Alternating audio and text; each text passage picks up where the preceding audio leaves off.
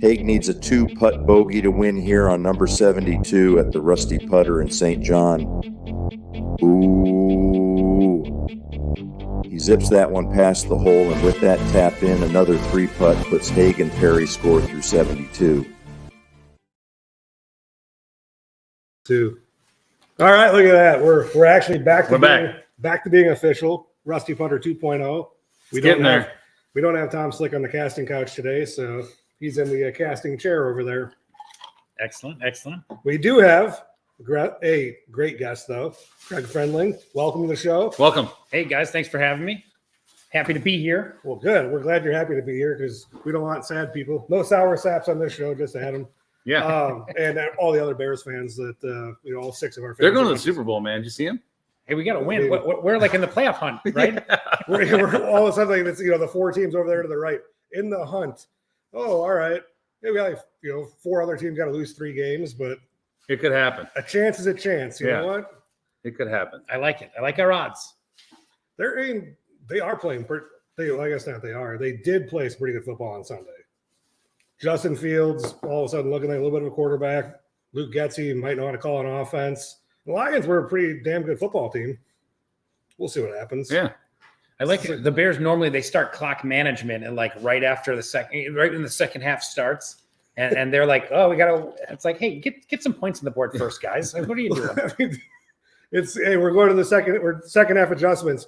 We're gonna run the 6-minute offense, try to burn down the clock, ground and pound as long as possible for an hour, and then and then we'll try to kick a 48-yard field goal because that makes a ton of sense in a cold, windy stadium in December. Yeah, I like it.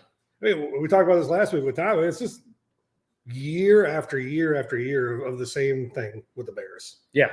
If it's not one little thing, it's another thing. But the primary issue has always been getting the ball down the field. Right? Like you can't – the league is no longer defense and a Walter Payton type. It's 350 yards passing, 3 touchdowns, and then your quarterback just going nuts on the sideline like Patrick Mahomes did. Yeah. Which I think we're going to have a new bit here pretty soon. The Tony talking about Kadarius Tony type moves, drop passes, lining up a yard and a half off sides, blowing the game. But, hey, it is what it is. Was he yelling at the ref because they're supposed to warn him? Is that like the – Yeah, there's all kinds of rules about that apparently, but – you're supposed to tell me if I'm – all you got to do, I played high school football. All you got to do is stick your arm out and go like this, and they'll tell you to move up or move back. Yeah, but he didn't do that. God forbid you got to, stick your arm out for a second. Which we've seen him with his arm out before. You don't catch a pass, so you probably can't figure that one out. But anyways, we do have Craig here. Craig, you're from the region, right? I grew up in Dyer. Yep, been here forever. I live in Cherville now, but yeah, I guess Cherville's still the region, right? I'd call it that. Yeah. I mean, I'm not from it, but I can define it how I want to. Fair enough. Yeah. You get the region news. Craig, you and your brother own a real estate shop together. We did. Great timing. 2020 was February of 2020. I was leaving a different brokerage, and my brother and I decided to open up our own. And then a month later, COVID started. So that was fun. But we made it work. Yeah. But yeah, advanced real estate out of Crown Point. We're doing good things. We're up to, I think we were at 40 agents, but I think I had 3 go into referrals. So I think I'm at about 37 agents or something right now. And it's been going really well. Tell us a little bit about that. We've been hearing that a little bit more. Oh, I put my license in referral. What does that mean to if your cousin's a real estate agent and tells you, hey, put my license in referral? How does that work? All right, Jordan, it's a good question. And a lot of people, you're going to see a lot more doing it as the market tightens up and things like that. It's going to happen more. But basically putting in a referral is, you have to have a real estate to get paid to help someone buy or sell real estate, right? Right. So you have to have a license to do that. Let's say you don't want to, and it is kind of expensive to be an agent. It's not that bad, but it's a couple $1,000s, I would say, a year in licensing and continuing education and fees and stuff like that to belong to the MLS and the association and stuff like that. So if you want to, let's say you're not doing that many transactions, you could put your license into referral, which basically you're just telling the state of Indiana, hey, look, I'm not going to help anyone buy or sell real estate. However, I still want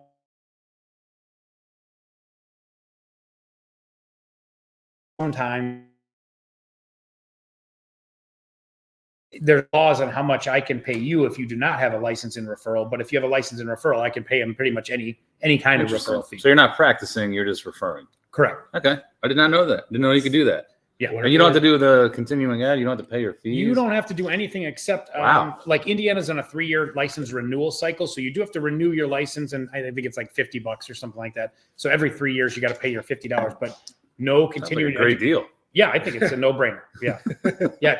No one should ever let their license lapse. It just doesn't make any sense. If you pass that test once, you can stay in referral and pay your $50 every 3 years. If you're not referring, you should refer. You know, there's an old adage it's like everyone knows 2 people that are going to buy or sell a house in the next 6 months. Yeah.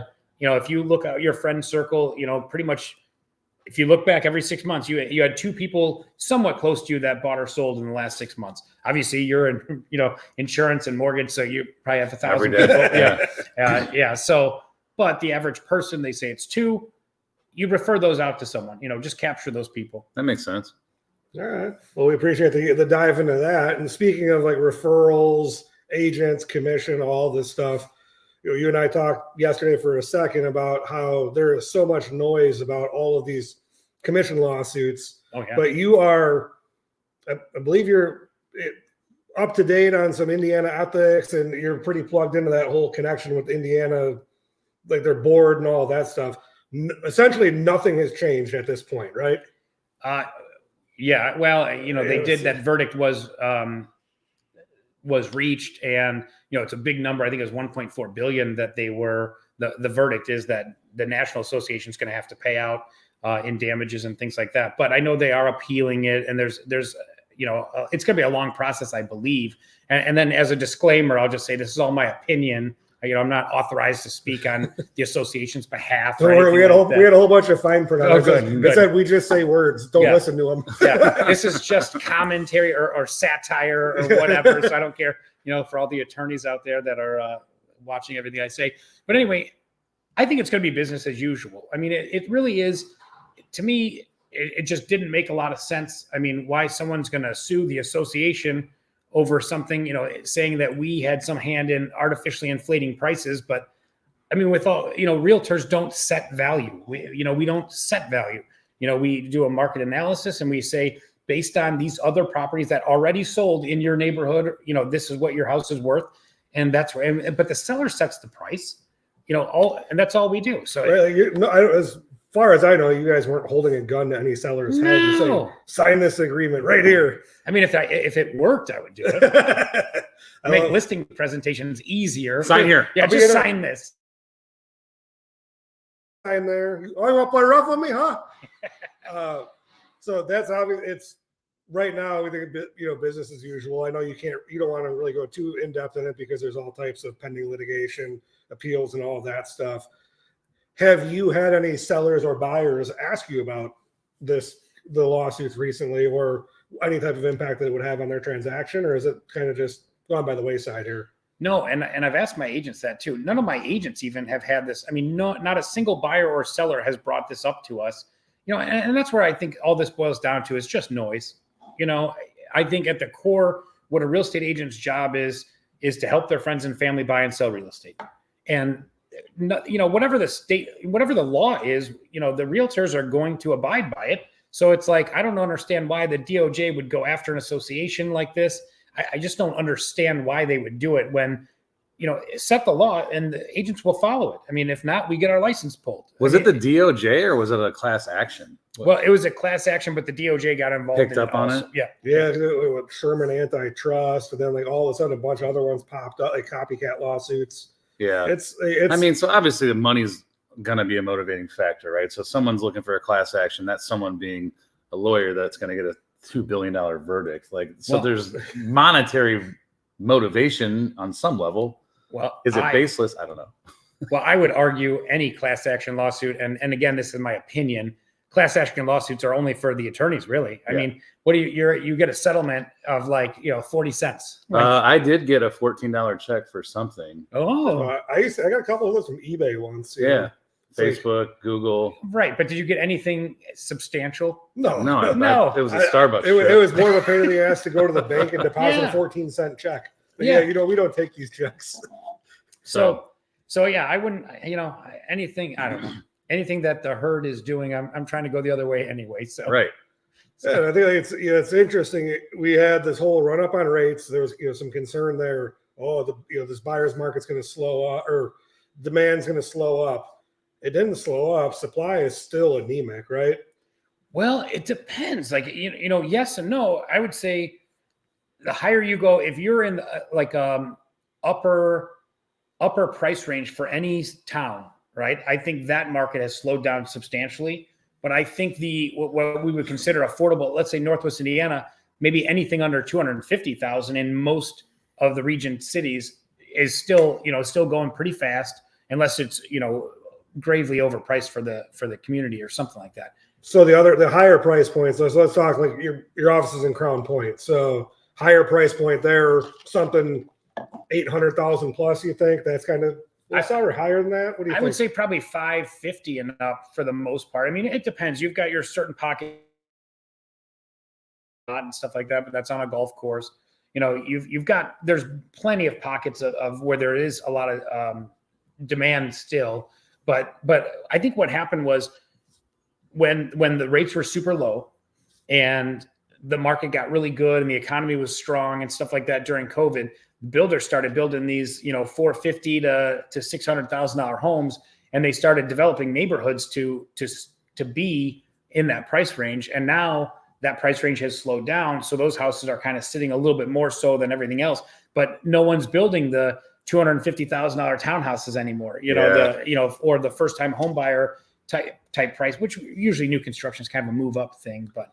Yeah, that's an interesting thing. So a couple of months ago, I'd actually pulled a report that I think Indiana was forecasted to have a 30 to 35,000 housing unit shortage in 2024. Good God. Wow. And I think part of that, obviously there's an influx of people moving from Illinois over the border, all up and down the western border of Indiana, or, Illinois, Indiana, right? Yeah. But you get into areas like Northwest Indiana here, where that the price points accelerate so much that we had Tom on last week. I did a presentation with Tom and some of his agents a month and a half ago, and a person making $120,000 a year would struggle to qualify to buy a $450,000 house in St. John. Really?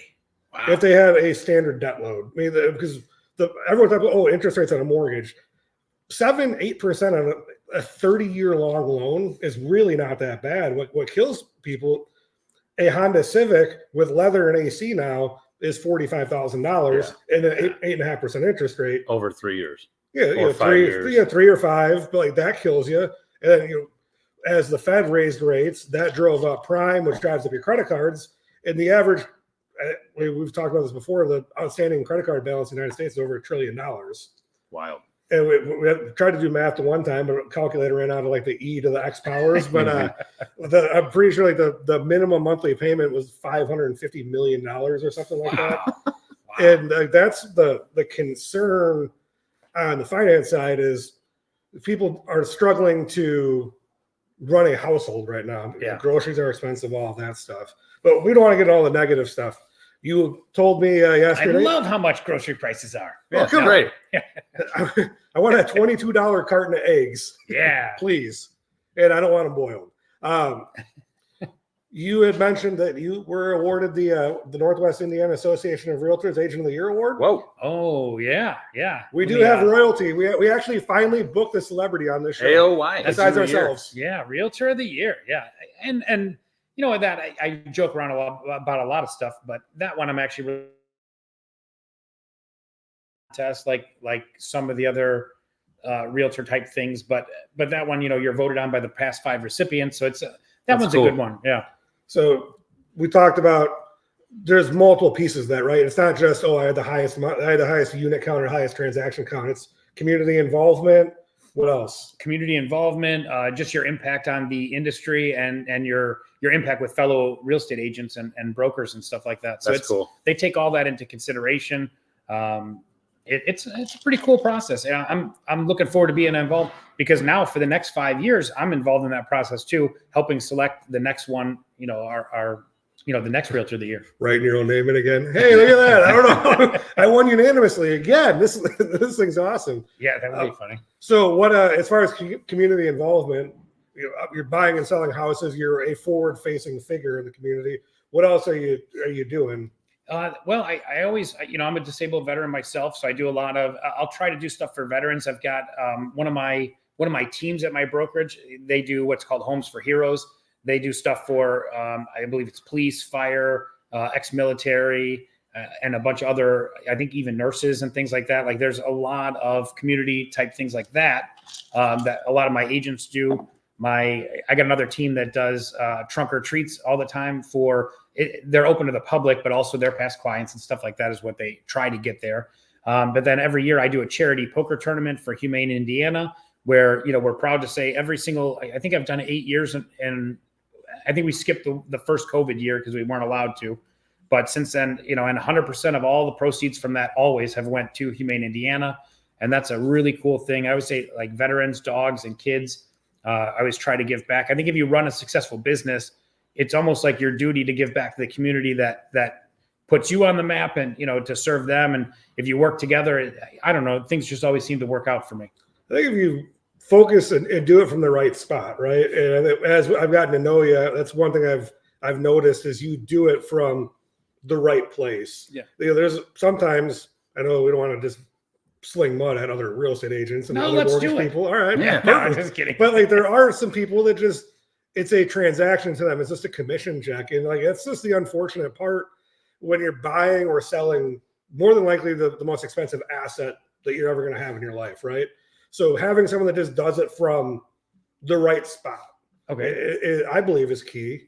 I know, like when we talked to Adam and his people who are getting insurance agents for customers, like it's not, if an extra $9 a month goes into Adam's pocket. It's no, you have this much, you have all of these assets all over the place. You're not covered here for an extra $9 a month. You're covered for, I think Reynolds told me the other day on some umbrella policy, I was covered for an extra $500. What goes on in the world, but from a real estate side of things, I think it's just, hey, Mr. and Mrs. Buyer, Mr. and Mrs. Seller, like I'm here for you. I'm here to serve you throughout this process.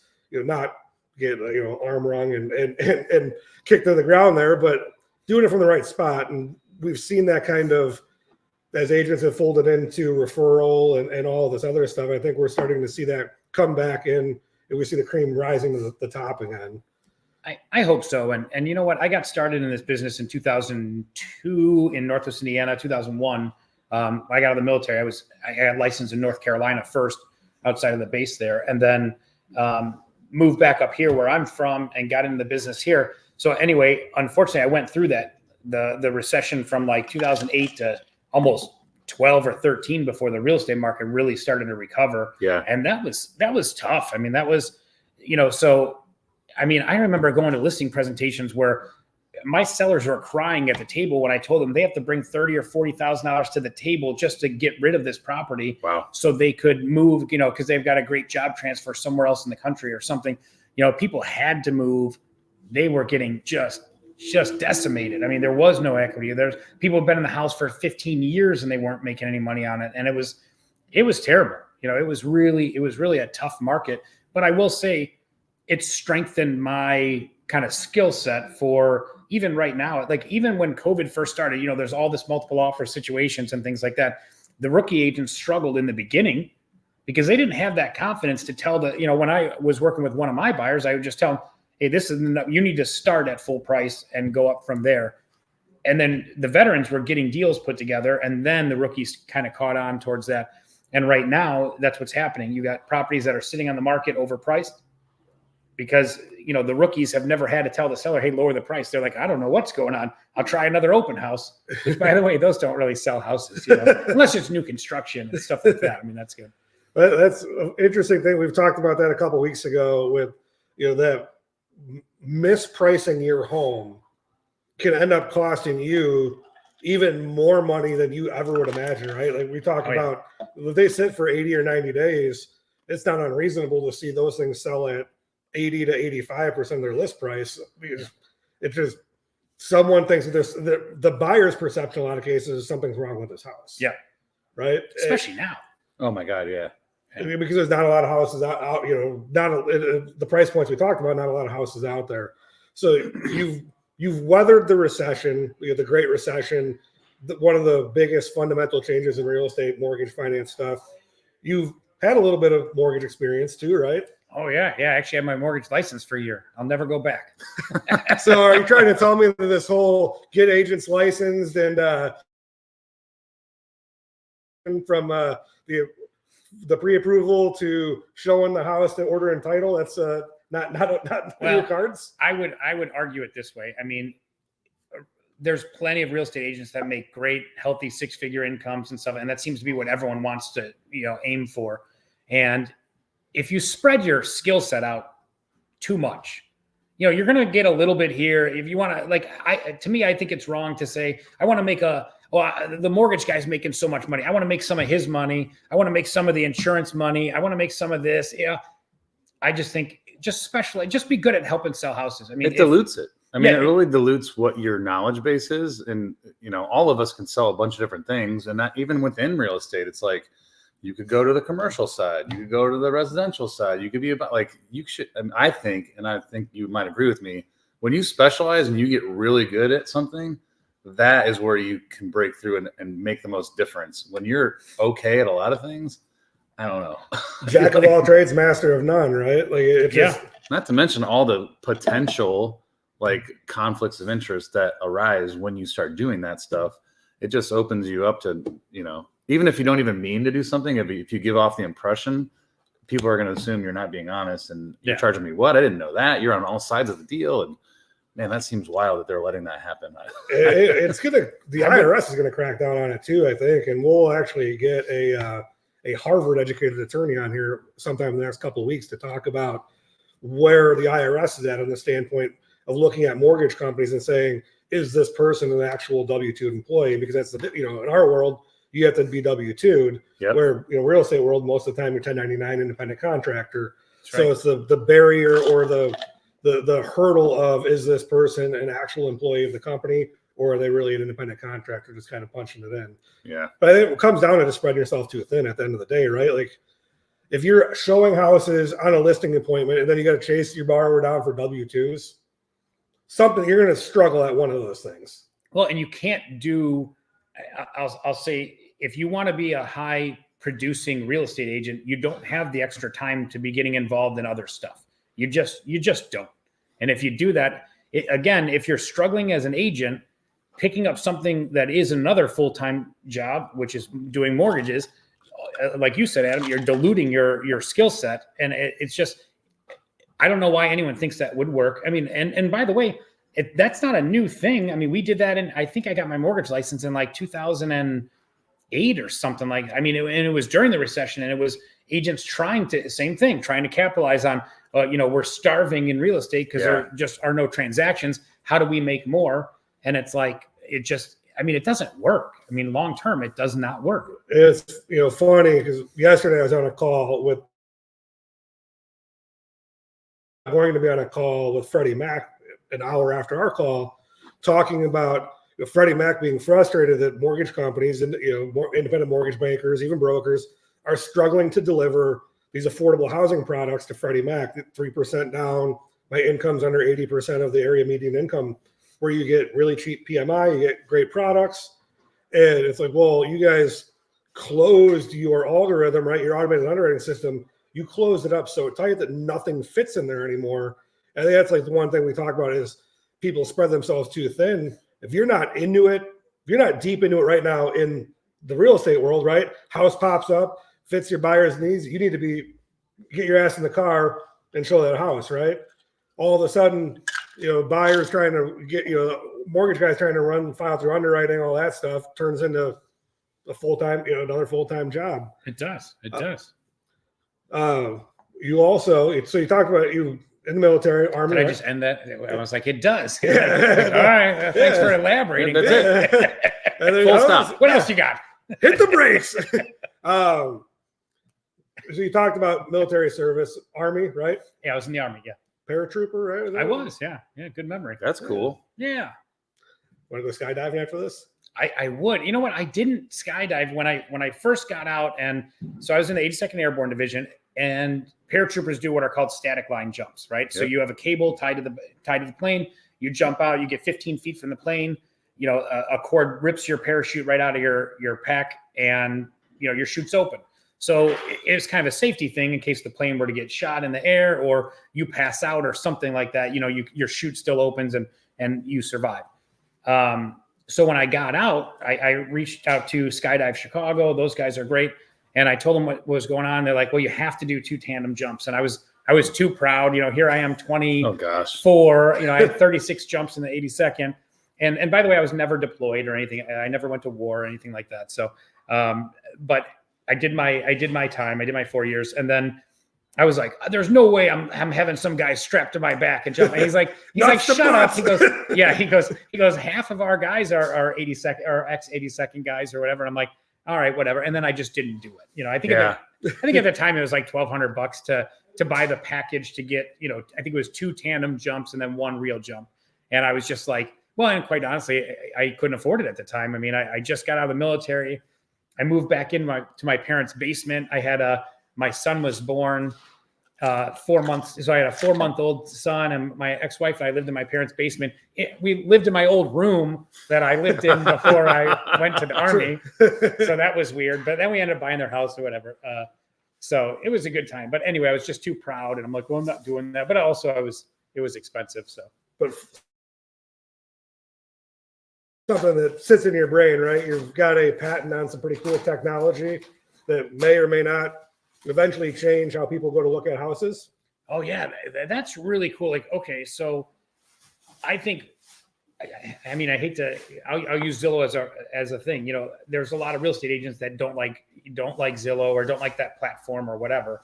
Not as a company, but as, you know, a nationwide MLS, I guess. And Zillow basically, you know, but here's what really happened. Realtors didn't listen to the consumer, you know, back in 2005, 6, 7, stuff like that. You know, the MLSs were private. They were Realtors controlled it. Like, we held on to all that data and held on to everything. The consumer wanted the information. The internet was making information very easy. All Zillow did was fill a need the consumer wanted. And that's what every successful business does. They find a need that's not being serviced, and then they offer. That's right. So That's how the founder of Zillow put Expedia. Like, he put travel agents out of business at one point. Did he really? Yeah. Well, not to hijack your no, but it's like, but we shouldn't be jealous about that. We should look, okay, well, let's not do that again. You know, all these people are our customers. They're our friends, our family, and stuff like that. Like, we should service our customer. If that's what they want, that's what they should get. So I'm not threatened by any of that. But what I did is, so years ago, I was thinking ahead, what does real estate look like in 10, 20, 30 years? So how do we remove inefficiencies? Well, one thing you have, let's say you have a $700,000 house in St. John where you live. Okay. You put your house on the market for sale. You're going to have some real estate agents their skills aren't that honed. They're not that well trained, whatever. They're going to show your house to unqualified buyers. Now, if you put your house in the market for $700,000, you want the people that walk through it to buy it to be able to at least afford it. And a lot of rookies, they don't pre-qualify or pre-approve people before they go through. They should always be talking to Tony or Tom or, you know, Tony. They should be talking to one of you guys first, getting that letter. Because I mean, I won't open a door for someone if they're not pre-approved or have proof of funds or something. And even, you know, I've sold $1 million buildings where, you know, the guy's like, hey, I want to come look at this building. And it's like, okay, well, you have to be pre-approved first. Okay, you know, give me your email. I'll have my banker send this over. And those are for $1 million proof of funds and pre-approvals. When they're willing to do that, you know, a $200,000 house, well, I don't want to jump through those hoops yet. It's like, well, then, you know, you're not real. You don't want to really buy a house. Yeah. I actually told the guy, he goes, well, I don't want to go through all that hassle until I know I like the house. And I said, well, I don't want to go through all the hassle of showing you the house. I'm doing this because I was talking. I'm like, I don't want to go through all the hassle of doing that if I know you can't afford it. And he got offended, and I didn't care. No, you know because if they don't respect you, then, you know, see you later. And respecting people's comes down to, 85 to 90% of America identifies like on the DISC assessment, like they're all S, right? Stability. They don't understand the commit like 100% commission or entrepreneur, right? Like if I got to take time away from you got a couple kids, so take time away from my kids to show you this house. I want to know that you're capable of buying this house, not just for me, but for that seller too, right? It's not fair to write an offer on a house when someone has zero clue if they're going to qualify or not. Yeah. No, and I think you guys probably share that frustration in the mortgage industry because, what do you need? You need tax returns, you need pay stubs, you need all that stuff. And it's funny because on the realtor side, a lot of times your client will complain about the mortgage process. And they'll be like, oh, I got to get all this documentation ready. And I go, oh, you don't have to do any of that. And they go, well, what do you mean, Craig? I go, well, just pay cash for the house. Why don't I have that much money? I go, well, you're asking to borrow $350,000 off someone who doesn't know you. Give me your stupid check stubs and your bank statements, or save up the money. Stop crying about it. I don't know. That's I like that. So let's before this is not required. Yeah, but before we'll dive into that one at the end for a second. So this autonomous device, a drone situation. Let's run into that. So real estate, you feel like it needed to change or it needs to change. And so this device that you have patented, tell me about it, or tell us about it. Well, and the patent, what I think is beautiful about this patent is the patent covers it's a business model patent. It is not a device patent. So Sure. So any autonomous device, whether it's a flying drone, one that is on the ground, or just different autonomous, like if it's a collection of different cameras in a house and things like that, it's not specific to that, but it's using any autonomous device to do what I say the data collection work of a listing agent, which would be taking video of a house, taking photos of a house, and room measurements, all kinds of things. I think two big inefficiencies are, one is the buyer not being pre-approved. And so you got people, I think it's a security aspect for the seller. You're having people that are very, very mildly vetted. In your best case scenario, they're mildly vetted walking through your house. And unfortunately, I've had times where it's exes wanting to go through the current person's house and they lie to you. It's neighbors that are nosy that want to go through the house. How'd you know the garage code? Yeah. And I would say that's the thing with they're already in there. It's like, oh, I opened the door for you. I'm the neighbor. Open houses, a lot of times it's all the neighbors, and stuff like that. They're just nosy and want to go through. Not always, but for the most part. So I think that's an inefficiency from the seller side. From the buyer side, you're getting in your car. It's hard. Let's say you're going to show a buyer 5 houses in a day, and let's say you're going to show one in Highland, 2 in Crown Point, 1 in St. For the most part, that's 8 hours. Well, and we only have we have a certain window of time. We have to schedule each house like a reservation. Yeah, when the seller's got availability. Yeah, and it's what the worst thing is, you schedule 5, and your pivot house, your third house, and that one. Let's say I'm the first one I'll do. Let's say I'm showing from 3 to 6 p.m. So my 3, I can do the first 2. I'll probably do from 3 to 4. My second or my third one I might do from 4 to 5, and my next ones I might do from 4:30 to 5:30 or something along those lines. If my pivot house in the middle one cancels, now I'm really screwed. And then I have maybe an hour window in the middle where it's you tell your customer, okay, go get something to eat or something, and I'll meet you at the the fourth house then. And it's the worst because they're always late to that one, and it's a nightmare. So you have inefficiencies on the buyer side. What I think would be the best thing for everyone is, one, if you had a multiple listing service that had 100% virtual tours on every house, and I'm talking good 4K, you can zoom in, you can tell that's a shag carpet. That's a shag carpet. I can smell it. Yeah. You can do everything except smell. Yeah, that's a tough one so far. But you can. Oh, is this porcelain, or is this ceramic? Is this quartz, or is this chlorine? You could literally spend the 30 minutes to decide if you want to drive the hour. So it's not going to replace going to the house, I don't think, right? It'll just let you be zoned in. I want to look at this house. Is that where you're going with that? I think eventually it's going to get to the latter, or to what you said first. I think eventually it's going to be if you're selling a big multi-unit apartment building, right? Let's say you got a 50-unit apartment building in Chicago or whatever, right? Wherever. So usually that one, you might say, hey, I have 2 vacant units. You can look at the vacant units. Anything else you want to see is going to have to be once we agree on price and terms and stuff like that. Because here's what happens sometimes. Okay, this is another inefficiency with the offer. let's say that $700,000 house that you're selling in St. John. So let's say the buyer looks through the house, comes back a second showing. Let's say they spent 2 hours inside the house looking through everything. You know, you're talking about everything. They love it, whatever. And then they submit this offer for $500,000. You know, because they're, you know, Uncle Steve told them, hey, never pay full price, offer. It's a buyer's market. Yeah, you're the buyer. You got the money. You know, I would never do that, you know, and then you get some, you know, whatever. And the buyer offers some ridiculous offer on that. Now, so what I think eventually, so I think that's a big inefficiency. So I think eventually if we could get to the point where, let's say you go to the real estate agent's office, or let's say you just in the courtesy of your own home or on your tablet or whatever, you do a virtual tour and you look through that house, every square inch of that house, right? Then let's say, okay, I'll pay that guy $700,000 for this house, you know, pending a physical inspection of the house, you know, a physical walkthrough of the house. Because then you get rid of a lot of tire kickers. You get rid of anyone who's not serious. And you could probably see if they did that, right? Like you could see if they even went on there. Oh, they put a little web hook or something. Yeah, like, sure. You know, is this person serious? Well, they looked at it for 25 minutes. Like they might be real. I think the other part where that becomes really important too, right? With COVID has changed the workplace. Yeah. So now you have people, I think about, like, as you're talking about this.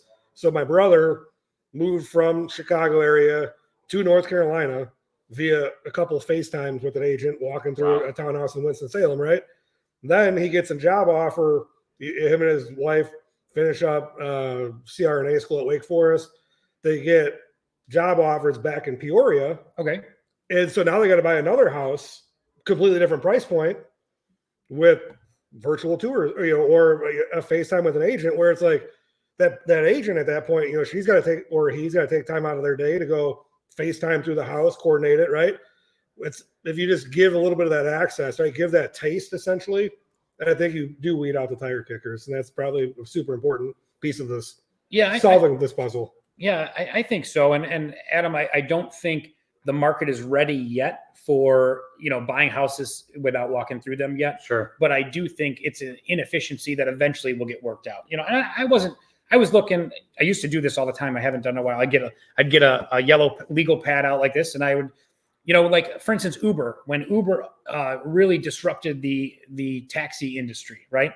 I looked at it. What if Uber? What is the Uber model for real estate agents? And there could be a showing service that hey, I want to see this house. Click on this, and then it goes to a network of agents that are nearby, and it could just be like it could go to that someday. Interesting. Redfin kind of runs that model right now, I believe. They do have a similar. Well, and that's another thing too. Like even to circle back with this lawsuit and things like that. See, one thing you had mentioned earlier, a lot of buyers are buying FHA, or they're buying 3% down if they're doing a Fannie. They're trying to do products where most buyers are struggling to scrape 3% together, and then also to have some reserve money in their account. Correct? Yep. Okay, so if this lawsuit goes through and it changes the industry and changes the laws, I mean, so the buyers are going to end up paying for their own cost, right? That's going to complicate things, right? Yeah. What do? You finance that? What do you? Well, that's a super interesting part. We could probably, we're going to have you back on to go super in depth in this, but I know you don't want to go too. The part of the argument, one of the attorneys that were suing everyone, their legal expert was an economist who studied Australia and New Zealand's real estate market. Well, Australia and New Zealand have completely different mortgage financing stuff. Everything's a 99-year land lease. The entire concept is different. So I don't think it's fair, because you do have on VA loans, right? The veteran's not allowed to pay a buyer's agency fee. So you either have to ask for a seller credit to come up with that money, especially in the middle band of price range there. So we got ourselves all kinds of changes coming in 2024. How many years till this thing gets sorted out, though? Is it where we like? I would estimate. I mean, it's a 1.4 billion. I mean, they're not going to pay that easily. I mean, yeah, they're going to stretch. They're going to show out, Hayatani it. We're going to defer 68 million a year on that for 20 years. Well, checks in the mail. And I think a lot of real estate agents are frustrated with that whole thing too, because I mean, let's be honest too. Again, real estate agents don't set value. And they say, well, we artificially inflated value. Well, no, we didn't. Yeah, I mean, there's so many checks and balances. The majority of houses do have a mortgage on them. So the appraisers are there to check valuation, and they don't sit there and say, well, this house sold by owner, so they this house is worth more. They don't do that. That's not the process. They say, here's 3 direct comparison properties to this property, and this is what I believe the price to be. So it's not, and appraisers do a much better job than the average real estate agent because that's what they do. I mean, that's why I don't want to be an appraiser. I don't want to be a mortgage guy. I don't want to be an insurance agent. The appraiser is probably the worst person in that food chain, man. They make the least amount of money, maybe outside of the insurance guy, and they just get attacked from everyone, agents, buyers, sellers. And then we go to sell that loan to an agency, Fannie, Freddie, FHA, and then they're getting nasty grams from them. Yeah. I mean, but that's your autonomous device here. That's where Fannie Mae and Freddie Mac are starting to move. They have these services now where they essentially have the Uber guy go out there and measure the house, submit pictures to an actual licensed appraiser with all the measurements, and they do this desktop appraisal. Well, the first time someone thinks they're smart and they get an autonomous device and do it, that's when they're going to get a letter from my attorney. So here comes Craig. hey, hold on, Craig. So we'll close this up with 2 questions, maybe, or one singular question with 3 parts. All right. Ooh, I like this. 3 parts: A, B, and C. All right. All of the above. You can phone a friend. All right. So you get the opportunity to buy 3 billboards. You put them on whatever, 82.94, all that stuff. One of them is Craig, talking to buyers in this marketplace. What are you putting on there? If I'm talking to buyers, that's a tough one. I don't. You know what? Call someone else. Yeah. Okay. Call one of my agents. I typically did not work with a ton of buyers only because, one, I can control my schedule working with sellers. With a buyer, if you're a good buyer's agent, you've got to be ready when that buyer wants to. And most people are working 9 to 5 type jobs and stuff like that. So you're doing nights and weekend stuff. At the time, my sons were young. I wanted to spend time with my sons. I specialized in working with sellers. I got good at pricing. I think there's a lot of salesmanship with listing property. When you got to sit there and look someone in the eyes and lead them to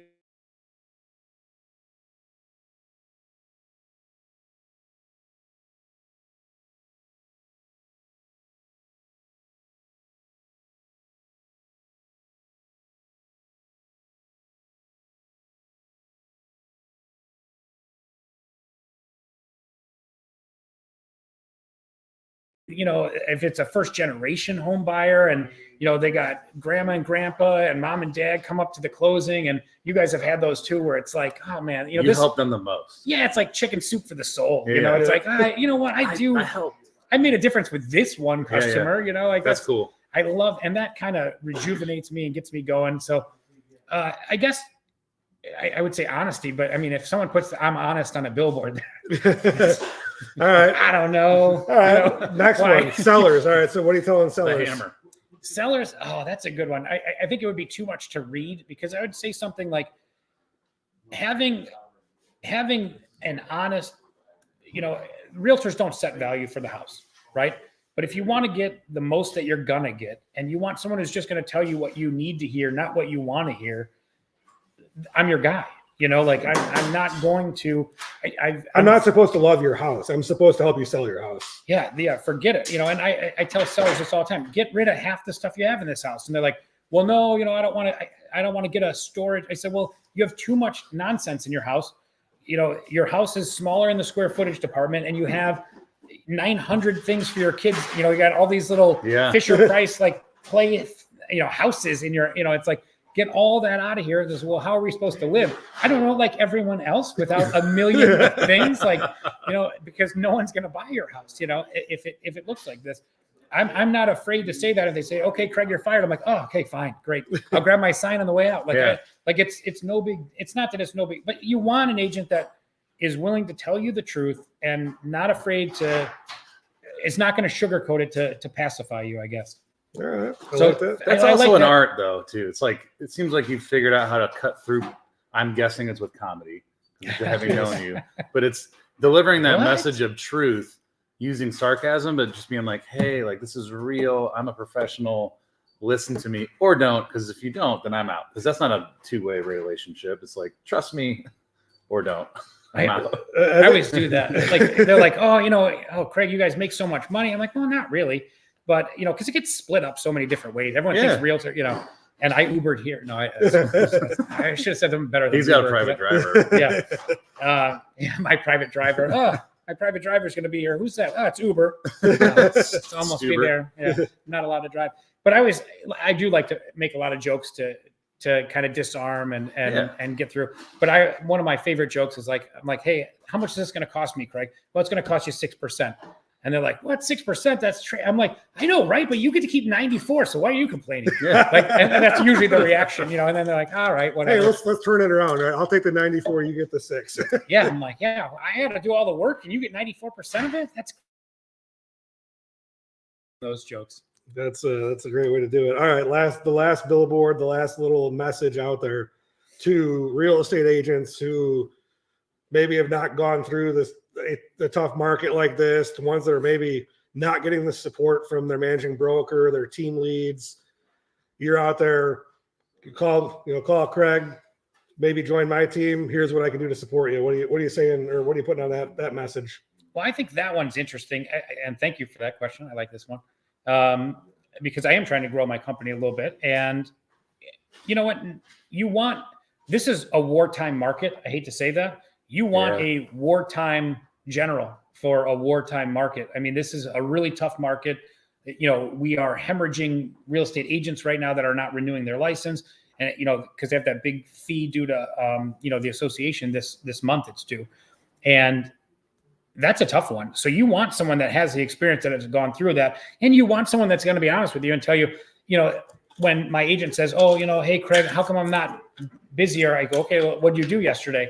Oh, you know, I was at home. And you find out if you really do a time study, and I make them, like, I make them, because a lot of people aren't honest with themselves. I think that's the biggest problem. Accountability, self-accountability. Yeah. That's the, you know, if someone, I can't lose weight or whatever, and you watch them eating a candy bar, and it's like, well, don't do stuff like that. You know, all I ate was a salad. It's like, well, what about that oh yeah, and that Snickers bar. Oh, and I had a coffee with 19 sugars, and you know, and it's like, well, you got to start by being honest with yourself. And I find most agents, you know, they'll be sitting there in the house watching TV, right? They got laundry in the dryer. They go to their computer, they answer 2 emails, then they're back folding laundry. They're doing something like, well, I worked all day. And if you responded to the 3 emails, you reached out to 2 cold leads, which, you know, the response rate is like in the single digit percentage, you know, so it's like you need 100 of those to get a couple.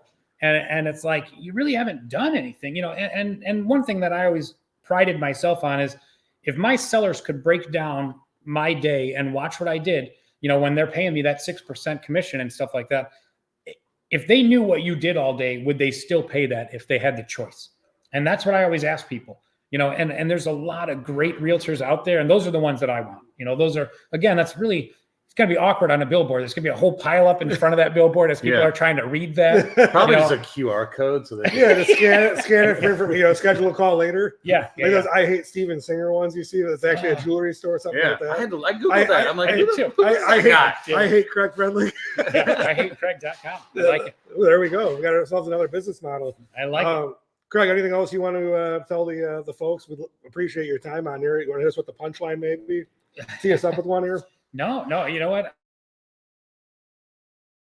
Hey, you think you're funny? Be funny right now. It's like, all right, well, perfect. Well, guess what? monkey. Yeah. Give me some peanuts or get one of those little organ things. You got to crank that thing. But anyway, there's jokes in there. But anyway, but yeah, no, I mean, thank you guys for having me. It was fun being here. It was a pleasure. Yeah. How do people get in touch with you if they have any questions? Right, sellers, they want to sell their houses. Agents, they're interested in maybe making a move. How do people reach out to you? Well, let's see. They can go to nwiforsale.com. That's my website that links to one of my real estate pages or whatever, and they can do that.